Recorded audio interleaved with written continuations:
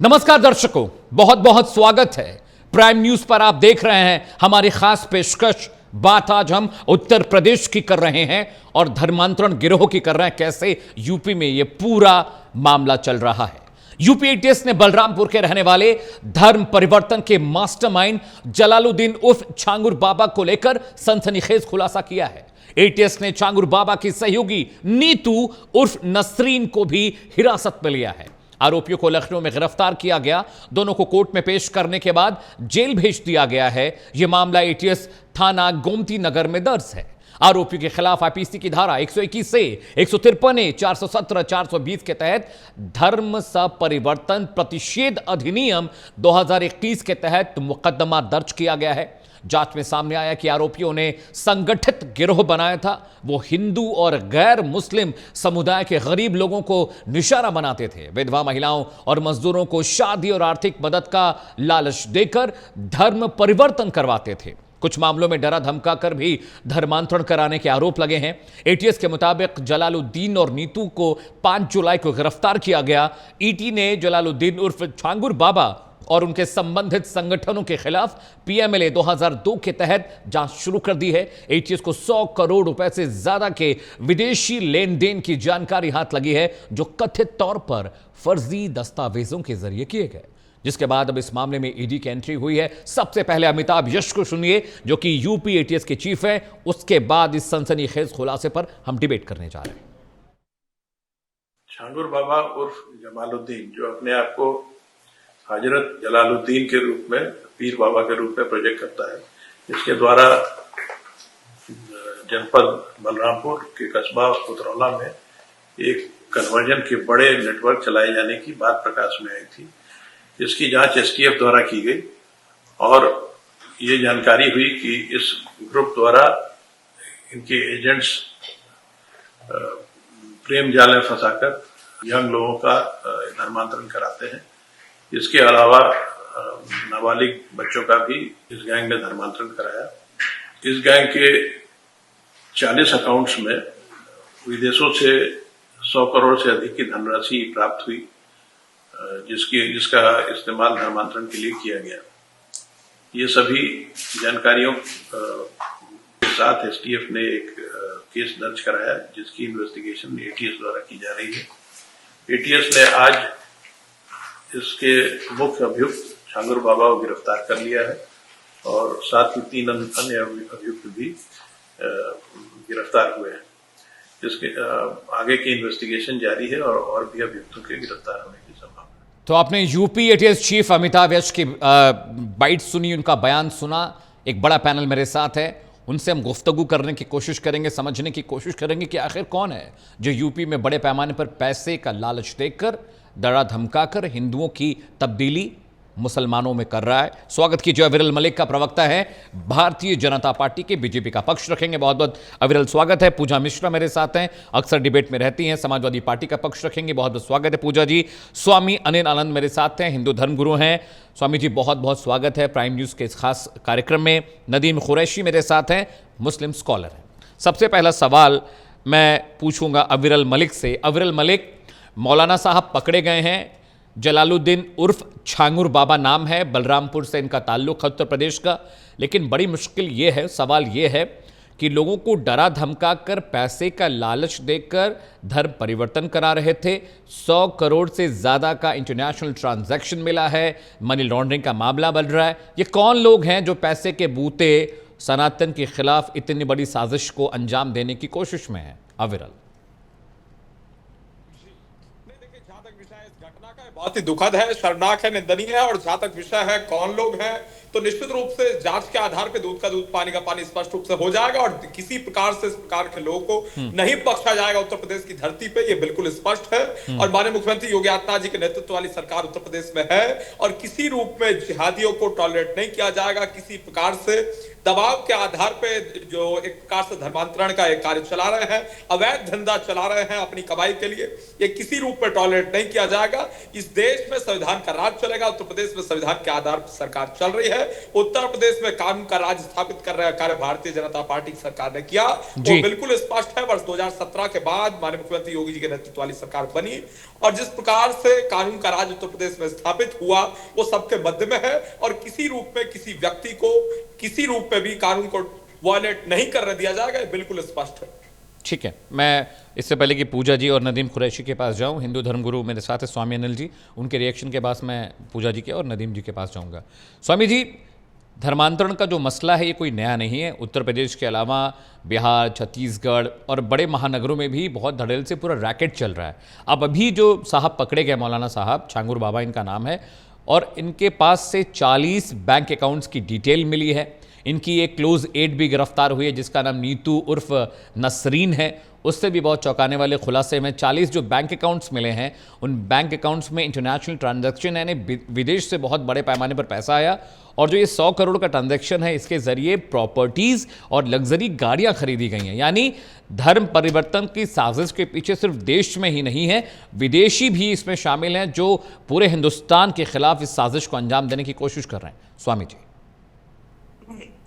जी, बहुत स्वागत है सभी लोगों का। जी, आज से नहीं, ये पूर्व काल से कई वर्षों से, सैकड़ों वर्षों से यही काम किया जा रहा है सनातन धर्मियों के साथ, जो हिंदू धर्म जिसको सभी लोग समझते हैं जी। आज ये मानिए कि पहले जब ये मुगल शासन काल था, उस समय बहुत बड़ी संख्या में धर्मांतरण किया गया और मात्र हिंदुओं को मुस्लिम बनाया गया। ये इतिहास गवाह है, मैं अकेला नहीं कह रहा हूं इस चीज को। आज फिर अंग्रेजों का शासन आया तो उन्होंने हिंदुओं को, क्योंकि मुस्लिम लोग तो कट्टरपंथी के इसमें आ जाते हैं, लेकिन हिंदुओं को उन्होंने ईसाईकरण करने का कोशिश किया।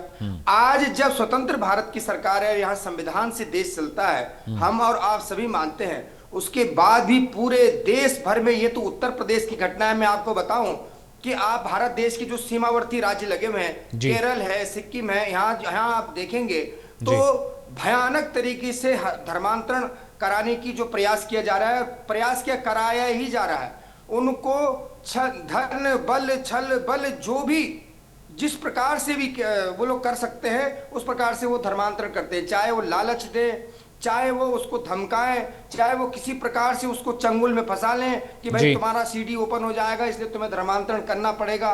ये चीज मैं बता रहा हूं कि यहाँ इस स्वतंत्र सरकार में भी इतनी भयानक तरीके से चल रही है कि रोज प्रतिदिन कम से कम जो हिंदू सनातनी है वो 5 से 8 हजार लोगों का धर्मांतरण प्रतिदिन यहाँ भारत देश में हो।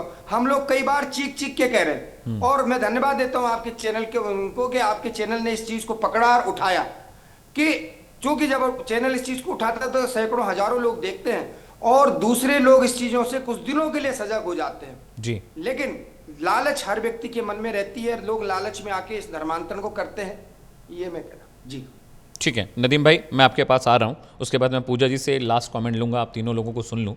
नदीम साहब, आप मुस्लिम स्कॉलर हैं और बहुत मालूमात है, बहुत जानकारी रखते हैं आप इस्लाम धर्म को लेकर।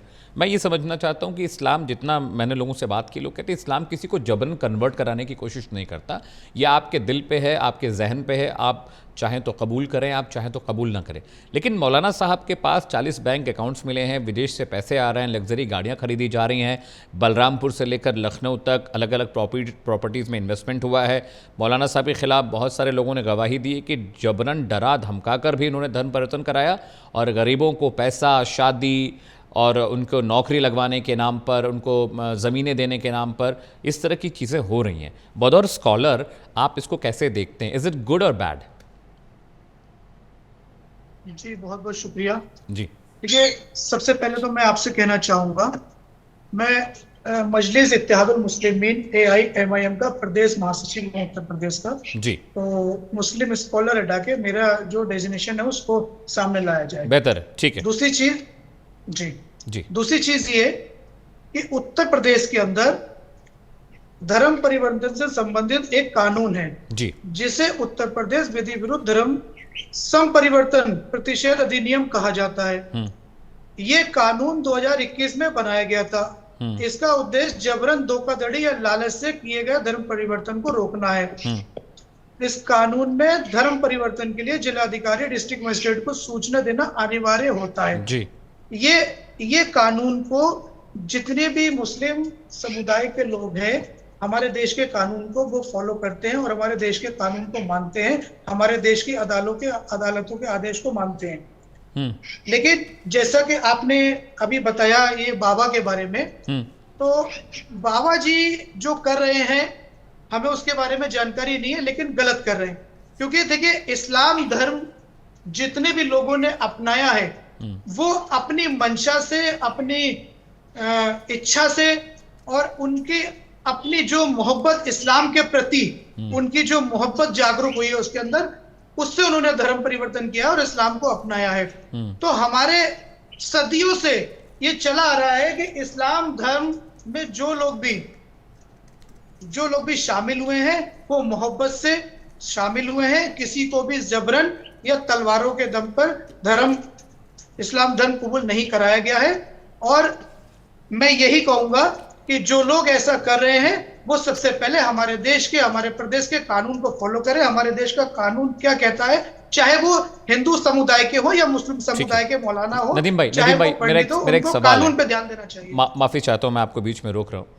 मेरा एक सवाल आपसे यह है कि ये कोई पहली मर्तबा तो है नहीं कि छांगुर और आजम, अकरम, जुबैद, साहिल, अनवर, ऐसे बहुत सारे वाक़यात हैं, ऐसे बहुत सारे FIR हैं, ऐसे बहुत सारे कबूलनामे हैं जिसमें इन लोगों ने कबूल किया कि हाँ विदेशों से पैसे आ रहे हैं, वो पैसे हमें कहे जाते हैं कि आप उनको दीजिए, हिंदुओं को धर्म परिवर्तन कराइए। इनके निशाने पर ST, SC, OBC, मजदूर वर्ग, गरीब तबका है।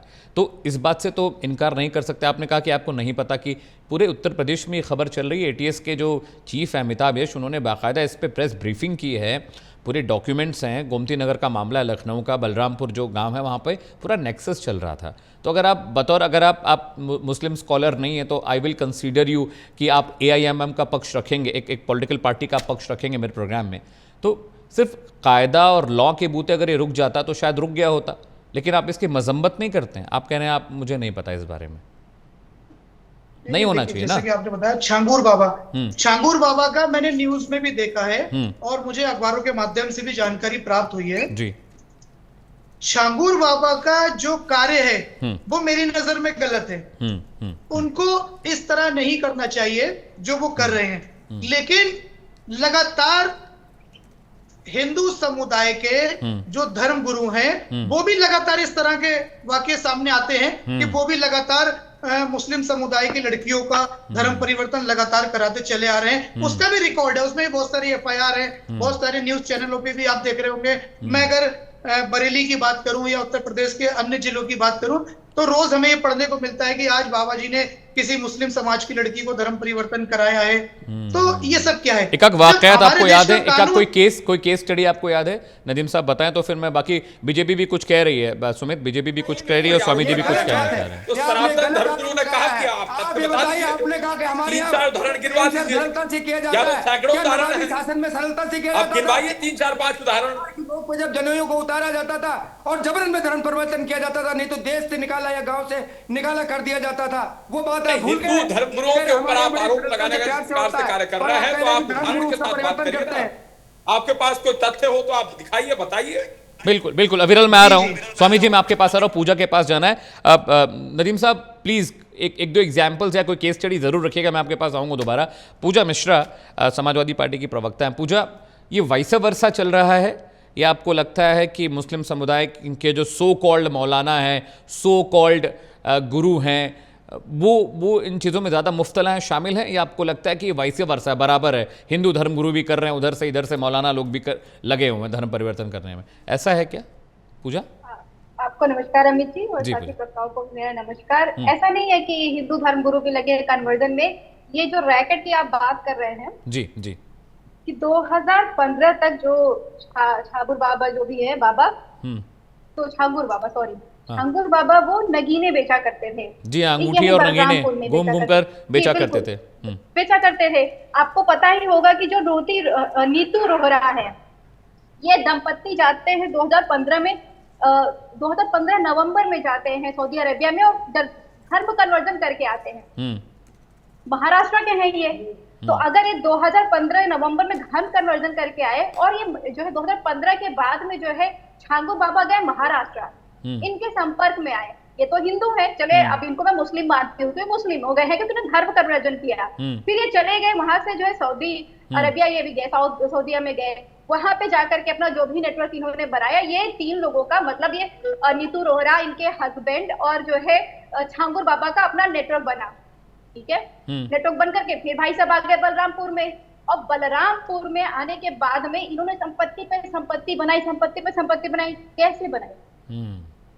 ये 100 करोड़ का आपको भी पता है कि अगर जो एसटीएफ के जांच में आया हुआ है वो ये आया हुआ कि नीतू रोहरा की जो दाम्पत्य थे ना, इनका नेटवर्क है। ये पैसे लेकर के आ रहे थे, हमारी इंटेलिजेंस कर क्या रही थी, उनका ध्यान कैसे नहीं गया कि बलरामपुर में कोई एक बाबा आकर के अचानक से वृद्धि किया जा रहा है, जो कल साइकिल पे बेच रहा था अंगूठिया, आज वो महल बना रखा हुआ है। उसके बाद में आ जाइए, पुणे में जो है उन्होंने संपत्ति खरीदी हुई करोड़ों की, किसके नाम पे खरीदी हुई है? उन्होंने खरीदी हुई संगीता देवी के नाम पे संपत्ति। अब ये संगीता देवी कौन हो गई? संगीता देवी हो गई बलरामपुर के सीजेएम कोर्ट में तैनात क्लर्क है राजेश उपाध्याय, उनकी पत्नी। अब भाई राजेश उपाध्याय की पत्नी के नाम पे क्यों संपत्ति जो है रजिस्टर की गई हुई है, क्यों ली गई हुई है? क्योंकि राजेश उपाध्याय जो है, जो इनके अगेंस्ट में केस दर्ज होते थे, उस केस को छुपाने का काम करते थे, उलझाने का काम करते थे। तो आप इसमें बार बार छांगुर बाबा को दिखा रहे हैं, इन्होंने तो धर्म ही परिवर्तन नहीं किया राजेश उपाध्याय ने। तो ये धर्म का मामला कम, ये जो है माफियागिरी का मामला ज्यादा है, गुंडागर्दी का मामला ज्यादा है, लोगों को तोड़ने का मामला ज्यादा है, मनी लॉन्ड्रिंग का मामला ज्यादा है। और इसमें अगर आप उठा करके देखेंगे तो जितना मुस्लिम का इन्वॉल्वमेंट दिख रहा है, उससे तो कहीं ज्यादा हिंदू का भी दिख रहा है। तो मतलब तो पूजा मिश्रा, आप ये कह रही हैं कि एटीएस की, ठीक है Puja, I understand, I got your point. आप ये कह रही हैं कि एक मौलाना धर्म परिवर्तन करा रहा जबरन, उस पर फोकस न करें, फोकस इस पे कर लें कि विदेशों से पैसा मनी लॉन्ड्रिंग के जरिए आया, बहुत सारे हिंदू इन्वॉल्व हैं, हिंदुओं की वजह से है। आप कह रही हैं ये जो हमारी एजेंसी है उनका फेलियर है, आप बता रही है ना? मेरा जवाब ले लीजिए, मैं जो बताना चाह रही हूँ, मैं बताना चाह रही हूँ कि अभी जो धर्म गुरु है, हिंदू धर्म गुरु बोले कि सदियों से चलता चला आ रहा है, ये मुसलमान लोग ऐसे करते चला आ रहे, तो ये कौन है 2 लोग जो इसमें इन्वॉल्व है? एक उपाध्याय, एक रोहरा है। आप ये बात करिए कि इस तरीके का अगर इलीगल कृत्य चल रहा है, जो भी कर रहा है वो क्रिमिनल है। अगर हमारे संविधान में पहले से भी लिखा हुआ है जी, ठीक है पूजा, मैं समझ गया आपकी बात। धर्म परिवर्तन जबरदस्ती नहीं कर सकते, ठीक है, मैं आपकी बात समझ गया। स्वामी अनिल आनंद जी, साल तक एफआईआर दर्ज होती रही, देखिए पता ही नहीं चला किसी के। ठीक है पूजा जी, समझ गया। स्वामी आनंद, देखिए पूजा एकदम पॉलिटिकल बात कर रही हैं, एकदम पॉलिटिकल बात कर रही हैं। ये मामला कुछ और था, लेकिन अब इन्होंने उसमें हिंदुओं को इन्वॉल्व कर दिया, उसमें एजेंसीज का फेलियर बता दिया कि बलरामपुर के हिंदू लोग हैं जो इसमें शामिल हैं, प्रॉपर्टी पुणे में किसी हिंदू के नाम से खरीदी गई। अब एटीएस की रिपोर्ट वैल्यू नहीं करती समाजवादी पार्टी के लिए, एटीएस की रिपोर्ट वैल्यू नहीं करती कि एक मौलाना जो इतने सारे पैसे बनाए उसके व्यक्तिगत अकाउंट से ट्रांजैक्शन हुए, वो वैल्यू नहीं करता। उसने बहुत सारे लोगों को धमकाकर जबरन धर्म परिवर्तन कराया। पूजा जी वो वैल्यू नहीं करता। स्वामी अनिल आनंद, आप जवाब दीजिए, मैं समझना चाह रहा था थोड़ा। स्वामी जी, पूजा जी जवाब ले लेते हैं, मैंने आपकी बात सुन ली, जवाब ले लीजिए। हाँ, मैं पूजा जी से एक आग्रह करना चाहूंगा जी कि आप भी सनातन धर्म के अनुयायी है, सनातन धर्म को मानती हैं और मतलब उसका अनुग्रहण भी करती हैं। आपने उसके पूरे खानदान की हिस्टोरी निकाल ली, लेकिन असली हिस्टोरी पे आप गए नहीं। जब विदेश से पैसा आ रहा है छांगुर बाबा के अकाउंट में और उसके नाम पर, मात्र धर्म परिवर्तन के नाम पे, और वो पकड़ा भी गया, पुलिस की सबसे बड़ी एजेंसी ने उसको पकड़ा और उसको ये साबित हो गया कि वो धर्म परिवर्तन करने के लिए पैसा उसको मिलता था। उसके नाम पे वो प्रॉपर्टी जोड़ रहा था, तो प्रॉपर्टी वो अपने नाम पे थोड़ी जोड़ेगा, प्रॉपर्टी तो दूसरे के नाम पे जोड़ेगा। उसका कबूलनामा है स्वामी जी, उसका कबूलनामा है, कोर्ट में मजिस्ट्रेट के सामने बयान है, उसने कबूल किया ये बात, तब मुकदमे में चढ़ाकर उसे जेल भेजा गया है। जी स्वामी जी, मैं वही कह रहा हूं कि आदमी जो अपराध करता है उसको ये पता होता है कि मेरा अंत बुरा है, इसलिए वो प्रॉपर्टी हमेशा दूसरे के नाम पे खरीदता है। ये पूरे उसमें रिकॉर्डेड है। उसने भी यही किया कि उसने भी ये क्या अपराध करता रहा, वहां विदेश से पैसा ले लेके धर्मांतरण करता रहा और इन दूसरे लोगों के हिंदू जो कुछ उसमें हिंदू लोगों के नाम पे उसने प्रॉपर्टी ली, हमारी पूजा जी बहन जी ने वो उस बात को पकड़ लिया कि भाई छांगुर बाबा ने तो उसमें हिंदू भी इन्वॉल्व है।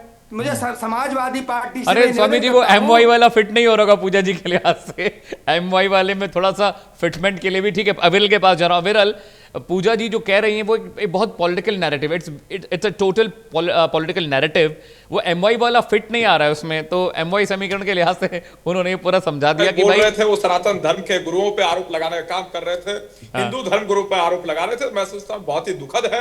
और जहां तक विषय सनातन धर्म का, हिंदू धर्म गुरुओं का जिस प्रकार से आरोप लगाया जा रहा है, जनता इन्हें जवाब देगी। और उसके साथ साथ समाजवादी पार्टी का जहां तक विषय है और पूजा मिश्रा जी के आरोपों का जहां तक विषय है, तो जिस प्रकार की बात कर रहे हैं वो सब जानते हैं समाजवादी पार्टी किस विचारधारा की पार्टी है। ये एमवाई फैक्टर के आधार पर चलते हैं और वर्ष 2017 से पहले उत्तर प्रदेश की सरकार के द्वारा क्या कुछ किया जाता था वो भी सबको मालूम है। और जनता ने इसलिए सत्ता से बेदखल करने का स्पष्ट तौर पर काम किया, वो भी सब जानते हैं।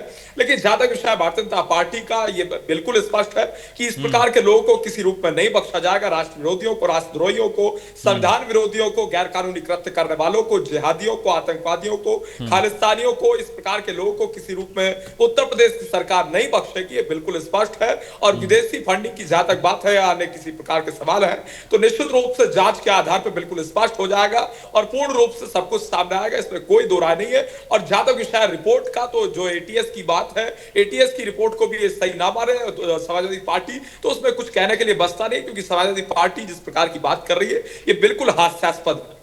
ठीक है। नदीम कुरैशी, आप कुछ कहना चाह रहे थे? मैं चाह रहा था कि एक दो धर्मगुरुओं के नाम बता देते आप, हिंदू धर्मगुरु जिन्होंने ये करवाया है। जी जी जी, जी। देखिए 2024-21 अगस्त का ये चर्चित मामला है पूरनपुर की एक लड़की जिसका नाम था हिना बी, जिसको बरेली के अंदर बाबा के शंकरदार जी जो हैं उन्होंने जबरन धर्म परिवर्तन कराया। उसके बाद उस लड़की ने बरेली पुलिस प्रशासन से और पीलीभीत पुलिस प्रशासन से शिकायत भी की कि मेरा जबरन धर्म परिवर्तन कराकर और मेरी शादी भी कराई गई है। तो ये काफी चर्चित मामला है, आप सर्च करेंगे। और इस तरह के मामले में अगर बरेली और उसके आसपास की बात करूं या मथुरा की बात करूं तो आए दिन देखने को मिलते हैं। ये तो लगातार हो रहा है हमारे देश के अंदर कि लगातार कंपटीशन चल रहा है धर्म परिवर्तन कराने का। लेकिन मैं फिर वही बात कहूंगा कि सबसे पहले हमें हमारे देश के कानून को फॉलो करना चाहिए। दूसरी बात यह कि अगर इस्लाम धर्म के अंदर कोई अपनी मर्जी से और मोहब्बत से इस्लाम धर्म को कबूल करता है और आता है, तो वो मजिस्ट्रेट के यहाँ जाकर अपनी इच्छा जाहिर करेगा। उसके बाद ही उसका धर्म परिवर्तन जो लोग भी कराते हैं वो कराएंगे। लेकिन हम लोग इसके खिलाफ है, इस वजह से इसके खिलाफ है कि हमारे धर्म के अंदर देखिए प्यार और मोहब्बत से लोगों को दावत दी जाती है। प्यार और मोहब्बत से लोगों को बताया जाता है कि इस्लाम धर्म की क्या खूबियां हैं, इस्लाम धर्म के अंदर क्या चीज सही है क्या गलत है। उसी को देखते हुए जो तमाम लोग हैं वो अपने मन से, अपनी इच्छा से इस्लाम धर्म के अंदर आते हैं, तो उनका स्वागत है। लेकिन जबरन जो लोग धर्म परिवर्तन करा रहे हैं वो सरासर गलत है, हम इसकी मजम्मत करते हैं। ठीक है, पूजा कुछ कहना चाह रही थी, उसके बाद मैं स्वामी जी के पास जाऊंगा। पूजा मिश्रा। अमित जी, जो है आपने बोला कि बड़ा पॉलिटिकल बयान है मेरा, और जो है मैंने सिर्फ फैक्ट बात की है। यूपी एसटीएफ के द्वारा दिया गया रिपोर्ट है, अगर कोई होमवर्क करके नहीं आता तो मेरी गलती नहीं है। मैं ये कह रही हूँ कि अगर ये चलता रहा जी पूजा, इसके लिए जिम्मेदार सरकार है जी। अगर पैसे विदेश से आते रहे इसके लिए जिम्मेदार सरकार है, बिल्कुल। और उत्तर प्रदेश में जो है सरकार कितनी जिम्मेदार है आप ऐसे देखिए। एक तो जो है जो सही जो मुसलमान है उनको कह रहे कि अपने छत पे जाकर के आप नमाज मत पढ़िए, आप ग्रीन जो है मनाइए बकर ईद, और यहाँ पे इतना लंबा चौड़ा रैकेट चलता रहा, इनको पता नहीं चला। एफआईआर दर्ज होती रही, कंप्लेंट होते रहे, लेकिन कार्रवाई नहीं हुई। और उसके बाद में आ जाइए तो एक है उत्तर प्रदेश में क्या क्या चल रहा है। उत्तर प्रदेश से बच्ची को ले जाया जाता है दिल्ली, दिल्ली से ले जाया जाता है केरला, सरकार को पता नहीं चल रहा है। प्रयागराज वाली बच्ची जो केरल पहुंची थी, पता नहीं चल रहा है। बिल्कुल, प्रयागराज से ले जाते हैं दिल्ली, दिल्ली से केरला। जब वो बच्ची खुद भाग करके निकल करके आती, चंगुल से एफआईआर दर्ज कराती है, तब पता चलता है इनको, क्योंकि ये इंडल्ज है। ये इंडल्ज है इन बातों को लेकर के, किस तरीके से पोलराइजेशन किया जाए, किस तरीके से कोई फेस्टिवल आ रहा है तो उस पर राजनीति की जाए, rather than focusing on the real issue कि जो ये इतने बड़े बड़े, आप सोचिए कितने बड़े बड़े, कितने गंभीर रैकेट खुल करके आ रहे हैं जी। और ये चल रहे हैं जब से इनकी सरकार है तब से। ऐसा भी नहीं है जो इंसिडेंट बात कर रहे हैं हम बैठे के धर्म परिवर्तन हो रहा था, ये ऐसा नहीं कि आज से हो रहा, या फिर ऐसा भी नहीं कि 2017 से पहले से चालू हो रखा हुआ था, हमारी सरकार का था, ऐसा भी नहीं है। ये तो आपके सरकार में ही पला फुला है, और यहाँ पे भी आपकी सरकार रही, केंद्र में भी आपकी सरकार रही है, और महाराष्ट्र में भी आपकी सरकार रही हुई है, और पूरा आपके तीनों जगहों से सरकार फेलियर हो गई, और केंद्र में आप तीसरी बार है। और अगर इतना 100 करोड़ का पैसा यहाँ पे आ जा रहा है और आपको पता चल रहा है कि यहाँ से ये रैकेट चल रहा है, पता नहीं चल रहा है आपको, मेरा ये प्रश्न है। यहाँ पे जो है मैं फिर कहूंगी कि पोलराइजेशन में फिर इंडल्ज हो जाएगी सरकार। ठीक है, फेयर इनफ पूजा, जवाब ले लेते हैं, अविरल से जवाब लेते हैं। ये बात नहीं करेंगे कि ये बहुत गंदा चल रहा है। ठीक है अविरल, अमित जी, ये प्रशासन का फेलियर है पूजा जो कह रहे, दैट इज वैलिड पॉइंट। देखिए राजनीति अपनी जगह है। अविरल सुनिए, अविरल hold on, just hold on, सुनिए। पूजा जी ने 2-3 आरोप लगाए हैं, उसका आप बारी बारी से जवाब दीजिए, हमारे दर्शक भी सुनना चाहते हैं कि बीजेपी क्या कह रही है। पहला, प्रयागराज की एक महिला केरल पहुंच जाती है धर्मांतरण के नाम पर, वो बच्ची खुद अपने आप को बचा के वापस आती है तो दुनिया के सामने मामला आता है, एक फेलियर ये भी है आपका। बलरामपुर में अगर 100 करोड़ रुपए का ट्रांजैक्शन एक मौलाना कर रहा है और एटीएस को ये बात पता लगी, एटीएस से पहले और भी जो संस्थाएं हैं जो फाइनेंशियल फ्रॉड के बारे में जांच करती हैं, पहले मामला उनके पास जाने थे। एटीएस का जाने का मतलब था it combines both money and crime both. ATS किसी मामले में जाती है, it's more of criminal rather than financial fraud. तो फेलियर तो कहीं ना कहीं है जो आरोप अगर समाजवादी पार्टी लगा रही है। Aviral, there has to be something to be done by BJP in the state.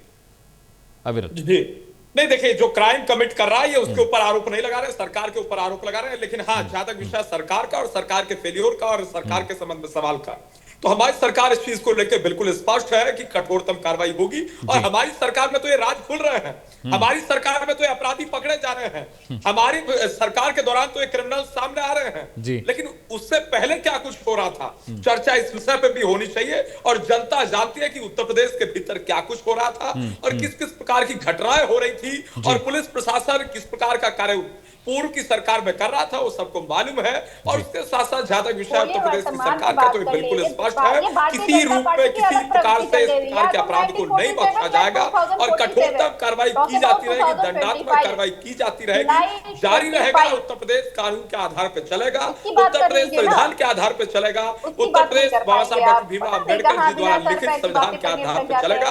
इसमें किसी रूप में कोई दो राय नहीं है। और जहां तक विषय जबरन धर्मांतरण, जबरन एक तरीके से धर्म परिवर्तन करवाने का, तो किसी रूप में लीगल नहीं है, पूर्ण रूप से इलीगल है, गैर कानूनी है। और उसके साथ साथ जहां तक विषय है जिस प्रकार से दबाव के आधार पे, लालच के आधार पे, लोभ के आधार पे पैसा देकर के धर्म परिवर्तन कराने का कुछ ये षड्यंत्र चल रहा है, तो निश्चित रूप से सब लोग एक्सपोज होंगे, सलाखों के पीछे होंगे, कठोरतम कार्रवाई होगी, किसी को नहीं बख्शा जाएगा।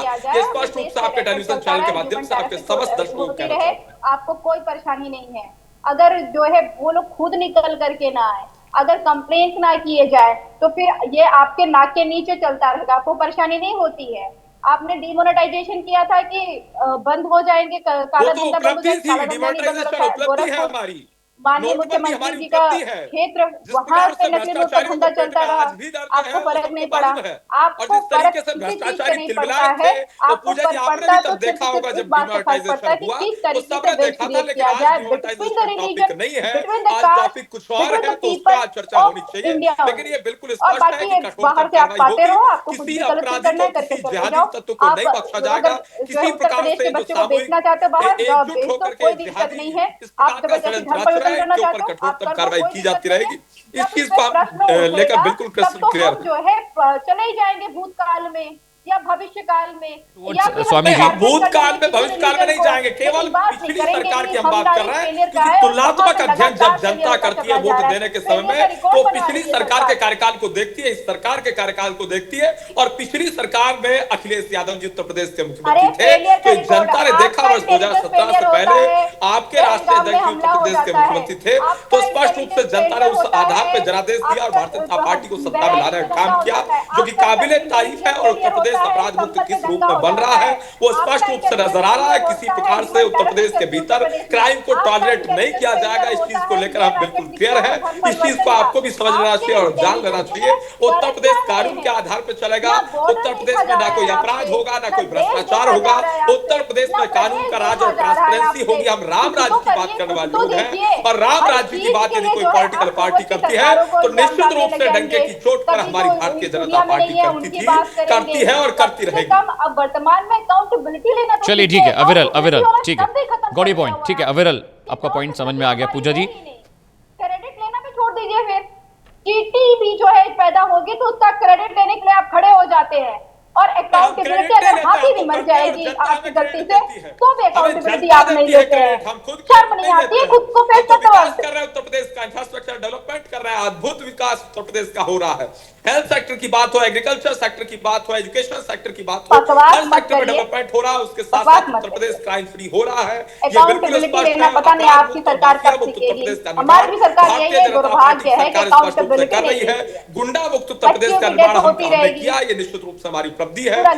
खराब हो रखा है स्वास्थ्य व्यवस्था, लेकिन फोकस कहाँ रहेगा? ठीक है अविरल, हमने विकास किया, let's make it a good debate. Aviral, Puja ji, let's make it a good debate. मेरी बात सुनिए, इस तरह से समझ में नहीं आ रहा है। बारी बारी से Aviral, allow me to speak. Aviral please allow me to speak. Pooja just hold on. Aviral just hold on. Aviral just hold on. Aviral, आपको मेरी आवाज आ रही है? Aviral, can you hear me? Pooja, ठीक है, just hold on. Pooja just hold on. Swami ji, political debate तो होती रहेगी इस विषय पर, लेकिन एक पूरा नेक्सस काम कर रहा है। बहुत बार ऐसे रिपोर्ट्स भी आई हैं। पूजा जो सवाल उठा रही हैं सरकार पर, वो वैलिड क्वेश्चन है, नो डाउट इन दैट। अविरल जो सफाई दे रहे हैं, एक बतौर पॉलिटिकल पार्टी वो अभी सत्ता में है, उनकी सफाई बनती भी है। नदीम कुरैशी साहब भी जो सवाल खड़े कर रहे हैं वो भी एक मसला है। लेकिन स्वामी जी, सबसे बड़ा मसला तो ये भी है ना कि ये जो नेक्सस बन रहा है, ये नेक्सस हर राज्य में, हर प्रदेश में, हर शहर में है। इसको कैसे पॉइंट आउट करें, इसको कैसे पकड़ें? क्योंकि आज छांगुर बाबा मिले हैं, वाराणसी का मामला आपको पता ही है, फैजाबाद का मामला आपको पता है, आजमगढ़ का मामला आपको पता है, नोएडा, दिल्ली, एनसीआर में क्या हो रहा है, सीलमपुर में आप देख रहे हैं आए दिन वहाँ धर्म परिवर्तन बड़े पैमाने पर कराए जाते हैं। जामिया, बाटला हाउस, ये सब जो इलाके हैं, यहाँ पर धर्म परिवर्तन वाला मामला कोई बहुत नया नहीं है। न्यू फ्रेंड्स कॉलोनी, जुलैना, ये जो दिल्ली के इलाके हैं, ये व्यक्तिगत तौर पर मुझे पता है कि यहाँ पर बड़े पैमाने पर होती हैं चीज़ें। लेकिन ये ख़त्म कैसे होगा? हर चीज़ ATS तो नहीं कर सकती, हर चीज़ तो पुलिस कर नहीं सकती, रॉ, CBI, IB हर चीज़ तो नहीं कर सकती। जो ये जनरल लेवल पे हो रहा है, कॉलोनीज में हो रहा है, मोहल्लों में हो रहा है, गांवों में हो रहा है, इनको कैसे पकड़ेगा आदमी भाई? देखिए, आपने एक बहुत अच्छा सवाल, और वास्तविक जो सुधार अगर लाया जाए तो इसी सवाल से लाया जा सकता है जी। मेरा समस्त धर्मों से एक आग्रह है, जो भारत में जो 4 धर्म चल रहे हैं, चाहे वो सनातन धर्म हो, इस्लाम धर्म हो, या सिख धर्म हो, बौद्ध धर्म हो, ईसाई हो, जी। हाँ, मेरा सभी के धर्म गुरुओं से एक मतलब करबद्ध निवेदन रहता है कि ठीक है, जो मनुष्य जिस जाति में, जिसने जिस धर्म में, जिस मजहब में जहां उसने जन्म लिया, उसको वहां जीने का अधिकार है। लेकिन इस प्रकार से राजनीतिक फायदा लेने के लिए या सामाजिक फायदा लेने के लिए कुछ लोग उसमें सक्रिय हो जाते हैं, और कुछ लोगों को विदेशी ताकतों से, जो जिस प्रकार से अभी इस मामला सामने आया, ये फंड मिलता है, इसके आधार पर देखिए समाज में हर प्रकार के लोग रहते हैं जी। और मैंने जो बड़े बड़े इस्लाम के धर्म गुरु हैं, मैंने उनसे भी बात करी, मतलब शहर के, यहाँ दिल्ली में काजी साहब से बात करी, भोपाल में बात करी, मैं एक बार लखनऊ गया था, वहां भी बात करी।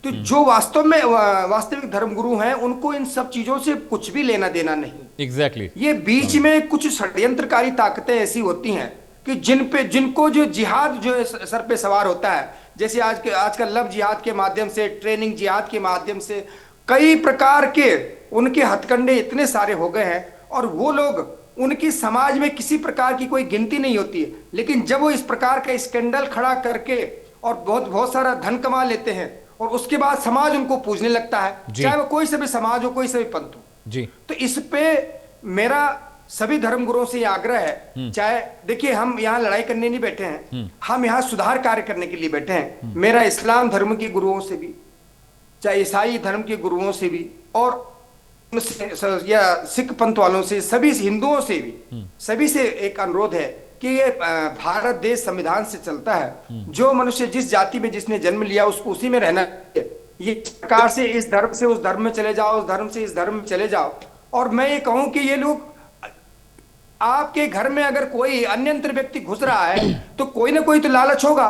जो धर्मांतरण करके आपके धर्म में भर्ती हो रहा है तो कहीं ना कहीं उसमें भी तो खोट होगा कि भाई वो आपके घर में अपना घर छोड़ के आपके घर में आ क्यों रहा है। तो ठीक है सभी स्वामी को जी, इसमें ध्यान रखना चाहिए। मैं नदीम कुरैशी के पास जा रहा हूं। नदीम भाई, मेरा एक सवाल आपसे है कि बहुत सारे नए व्याकरण जिहाद में जुड़े हैं। पहले हम सिर्फ जिहाद सुनते थे, हम इस्लामिक स्टेट सुनते थे, हम लश्कर तैयबा सुनते थे, हम हिजबुल मुजाहिदीन सुना करते थे, और पाकिस्तान के मुख्तलिफ और दुनिया के आतंकवादी जो संगठन है, चाहे हूती हो, हमास हो, वहाँ से ये शब्द हम सुनते थे खबरों में जब हम खबरें पढ़ते लिखते थे। अब जिहाद बहुत सारा हो गया। अब लव जिहाद हो गया है, फूड जिहाद हो गया है ना। अब कॉलोनी के लेवल पर जिहाद हो रहा है, पशुओं से जिहाद हो रहा है। जिहाद शब्द के मायने बहुत गंभीर हैं, लेकिन इसको हर चीज़ के साथ जोड़ के इसका व्याकरण एकदम इसकी तब्दीली हो गई व्याकरण की। खाने में लोग थूक दे रहे हैं, वो फूड जिहाद का नाम दे दिया गया। कोई गौ हत्या, गोवंश की हत्या हो गई तो वो एक अलग तरह का जिहाद हो गया। मुस्लिम लड़का हिंदू लड़की या हिंदू लड़का मुस्लिम लड़की अगर वो मोहब्बत में आकर शादी कर लेते हैं, भाग जाते हैं घर वालों को बिना बताए, तो वो लव जिहाद हो गया। जिहाद के असल मायने हैं क्या? हर चीज़ के साथ तो जिहाद जोड़ दिया जा रहा है। एक नया व्याकरण, एक नया नैरेटिव बन गया है समाज में, जिहाद जिहाद जिहाद। नदीम कुरैशी, देखिए, सबसे पहले तो मैं कहना चाहूंगा, जिहाद जो अल्फाज है ना, जिहाद अल्फाज को जिस तरह से बदनाम किया जा रहा है ये सरासर गलत है। जिहाद अल्फाज गलत नहीं है, लेकिन इसे लव जिहाद, फूक जिहाद और तमाम जिहादों से जोड़ दिया जाता है। जिहाद का मतलब ये नहीं है कि हम किसी सामने वाले को नुकसान पहुंचाएं और वो हमारी वजह से किसी परेशानी में आ जाए, वो हो जाए, तो उसका मतलब जिहाद ऐसा नहीं है। जिहाद का मतलब यह है कि हमारे धर्म में या आपके धर्म में या हिंदू धर्म में हम लोग अपने धर्म के प्रति कितने अच्छे हैं, कितने वफादार हैं, वही जिहाद है। हम अपने धर्म को वफादारी से निभा लें।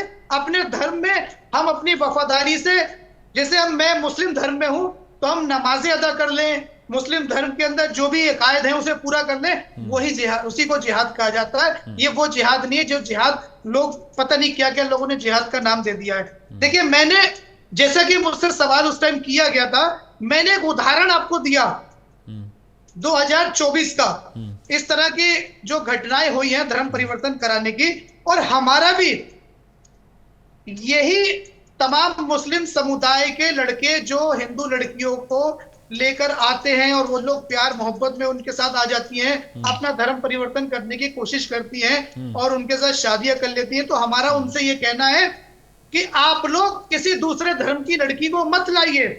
आप लोग किसी दूसरे धर्म की लड़की को लाकर अपने धर्म की लड़की का नुकसान कर रहे हो। हमारे घर में जो लड़कियां बैठी है शादी के लिए, अगर आप दूसरे धर्म की लड़की लेकर आओगे तो वो कहां जाएगी फिर?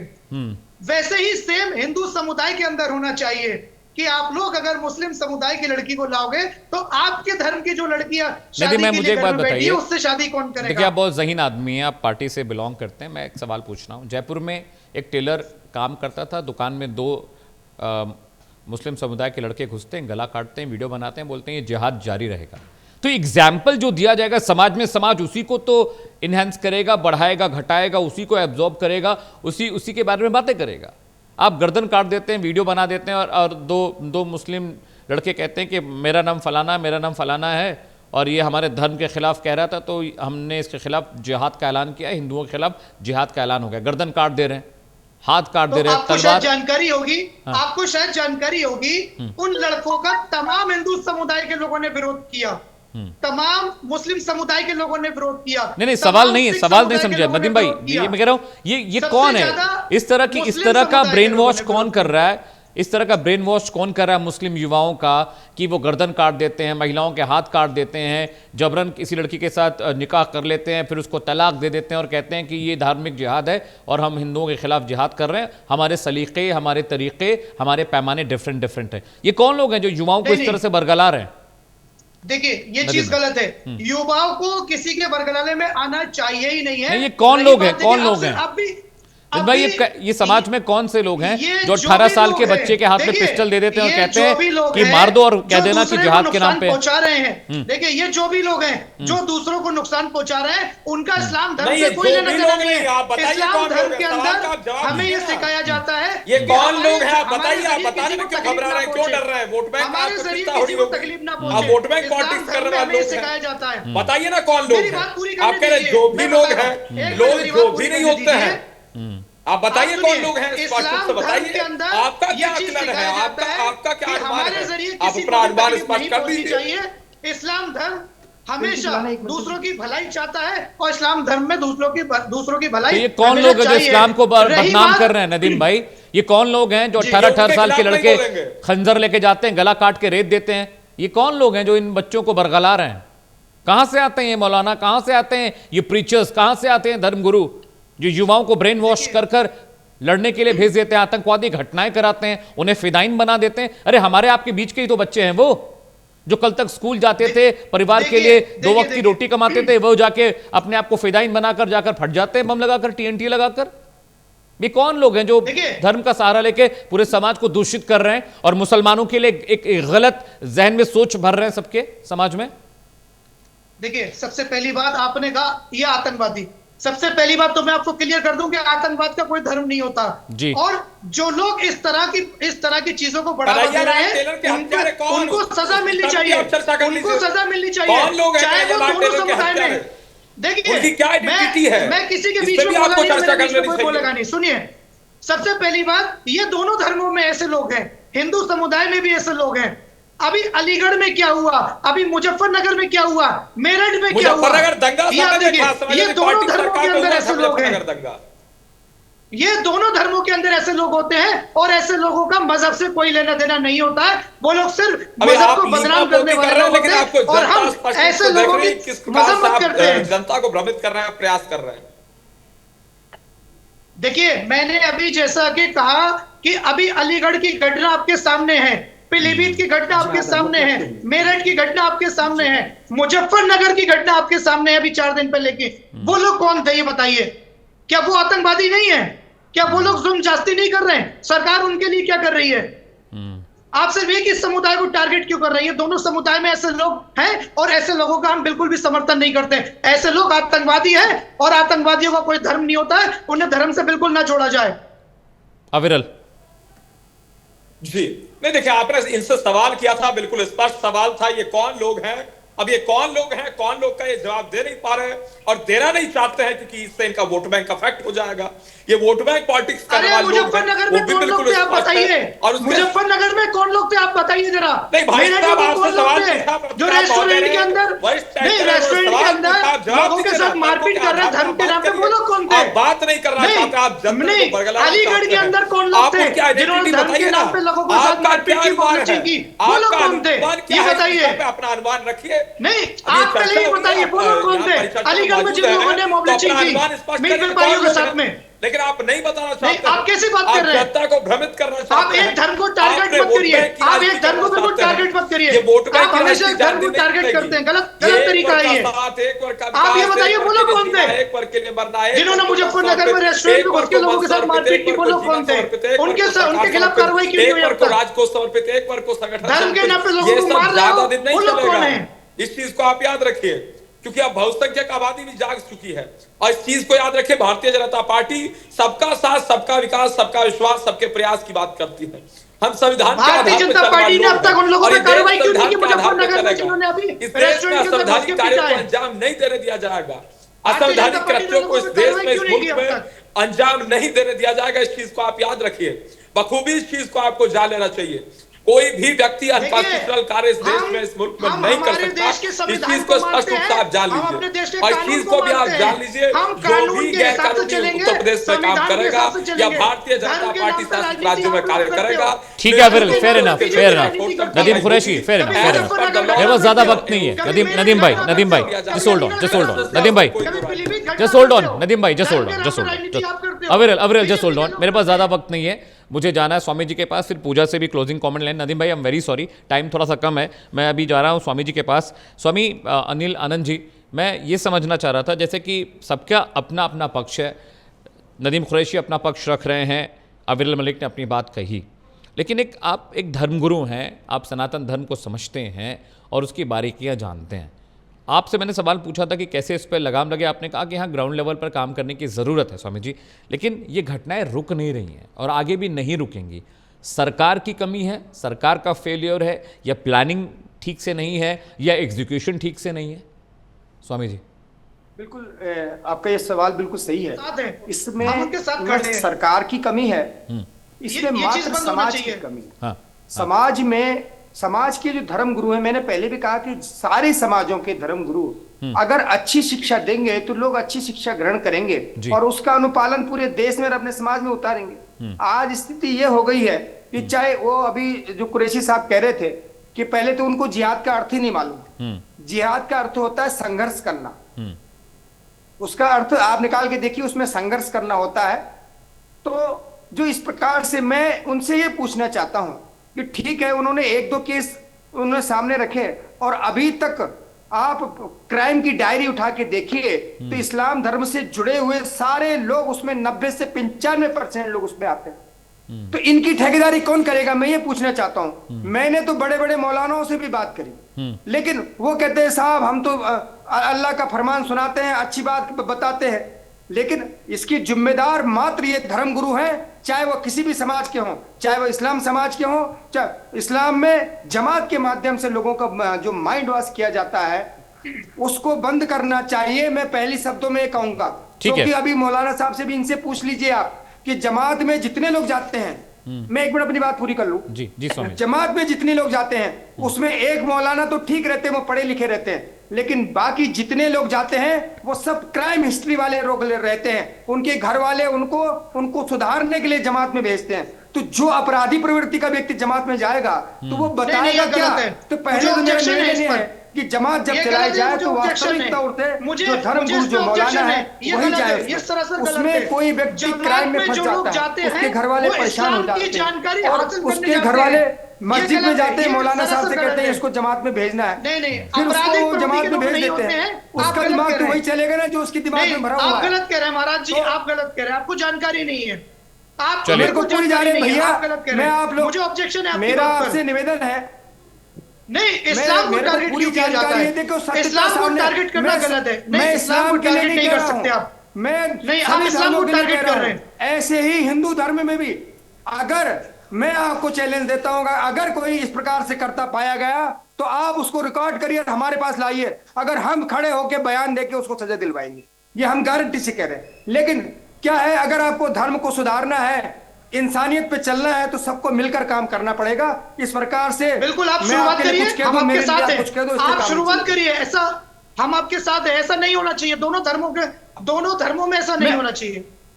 मैं तो सभी के लिए कह रहा हूं भैया, हाथ जोड़कर, ठीक है इंसानियत को समझें। ठीक है नदीम भाई, वक्त ज्यादा नहीं। Puja you have 50 seconds to respond, उसके बाद टाइम नहीं, 50-60 सेकेंड आपके पास बचे। पूजा क्लोजिंग कमेंट है। पूजा अपनी बात जो धर्मगुरु है, उन्होंने बोला कि ये ज्ञान नहीं दिया जा रहा है, ये ज्ञान नहीं दिया जा रहा है लोगों को, वो भी इस चीज का ज्ञान देने लग गए कि इस्लाम में क्या है। पर ये जो मामला हो करके रखा हुआ है कि ये इस्लाम कन्वर्ट अगर कहीं भी ये सिखाया जा रहा है कि आपको जबरदस्ती कन्वर्ट करना है, तो वो जबरदस्ती कन्वर्ट करना है तो वो तो रूट ही गलत है। चाहे कोई कहीं पे भी सिखाया जा रहा हो, उस पे आप जाकर के फोकस करिए ना। वो फोकस होना चाहिए कि गलत काम हो कैसे रहा है, गलत काम की जननी क्या है। और जो हिंदू धर्मगुरु की बात करते हैं, यशवीर जो गए वहां पे जांच करने के लिए, उनके ऊपर पहले से मुकदमे हैं। और हम लोग ने बहुत सारे देखे, आसाराम बापू को भी देखा है। अब ये कौन डिफाइन करेगा कौन सा गुरु अच्छा है, कौन सा गुरु अच्छा नहीं है? हमारे पहले कल्चर हुआ करता था हिंदू समाज में कि आपको गुरु जो है बनाना पड़ता है, आपको गुरु दीक्षा लेनी पड़ती है। आजकल खत्म हो रखा हुआ है, किसी पता नहीं किसको आप गुरु बनाएंगे, वही नहीं पता है आपको। और आप कह रहे हैं कि हिंदू धर्म को जाने, वो भी जागृत हो, कहां से जानेंगे? ये सब जो आप निकल कर कह रहे, आपने इनके अगेंस्ट में कितनी कार्रवाई की? जो हिंदू धर्म समाज है या मुस्लिम धर्म समाज है, जो धर्म गुरु बनते हैं। ठीक है पूजा जी, फेयर इनफ। आप तमाम मेहमानों का बहुत बहुत शुक्रिया। Puja, I am very sorry, we have not have enough time लेकिन अगली डिबेट में मैं कोशिश करूँगा कि इस विषय पर ज़्यादा और आपको मौका दो बोलने का। स्वामी जी बहुत बहुत शुक्रिया। विरल, thank you so much for joining us. Nadeem Qureshi, आपका भी बहुत बहुत शुक्रिया। स्वामी अनिल आनंद जी हिंदू धर्मगुरु थे, उनका भी बहुत बहुत शुक्रिया। देखिए, तकरीरें होनी चाहिए और भोपुओं पर, लाउड स्पीकर्स पर कथावाचन भी होना चाहिए, लेकिन असल और सही मैसेज जो है वो जनता तक पहुंचना भी चाहिए। रुक रहे हैं थोड़े से ब्रेक के लिए, कहीं जाएगा नहीं। प्राइम न्यूज़ पर खबरों का सिलसिला लगातार जारी है।